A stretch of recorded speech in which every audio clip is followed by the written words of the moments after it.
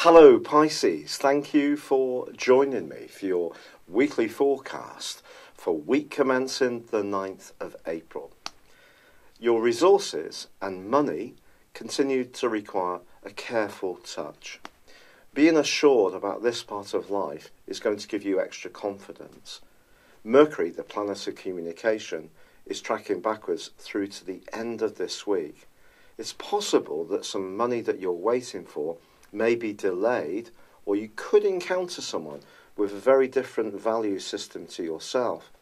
This may go all the way to someone who could be a bit dishonest.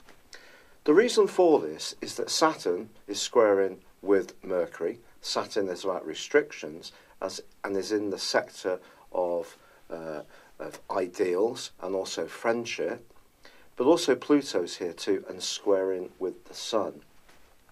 Now this is one of the most heavyweights of the planetary aspects, and it suggests that your own thinking and your own values and your own future planning may be going through a period of change, and you may not be quite sure about exactly what you want. The clash between Mercury and Saturn is a bit easier to understand. It just may mean that you don't feel that you're quite so well off, whatever the reality, or you may feel that someone in your friendship circle seems a bit distant or down on you. However, if you are getting on really well with someone this week, it's likely that the bond between you can just grow from strength to strength, because Venus, the planet of love, the planet of grace, is in a marvellous angle with Mars. Mars for you is in that same location as Saturn and Pluto, about your future. But these two collaborating in this way balances out your energy perfectly. And there could be, despite those other challenges, one friend or one person that you just seem to really chime with.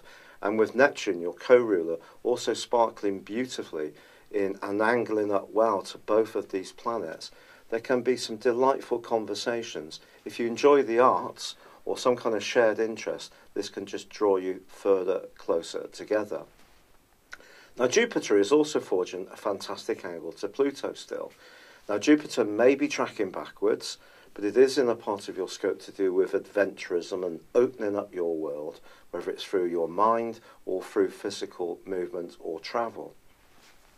The angle with Pluto suggests that if there is, again, a group of people or one person or a cause which is really inspiring you, that can be pulling you towards it. So all this suggests that something's in a state of flux in your situation, that perhaps you're moving away from a circle of people or a particular friend that used to fit the bill, and now you're being attracted to new aims, goals and aspirations. By the end of this week, Mercury does end that retrograde, and if you have been waiting for some money to come in, hopefully it will do so by Sunday or early next week. But just know that Mercury doesn't come out of shadow or return to the place where the retrograde first began until the 4th of May. So it may take a little more patience. So keep working diligently around marshalling your resources as best you can.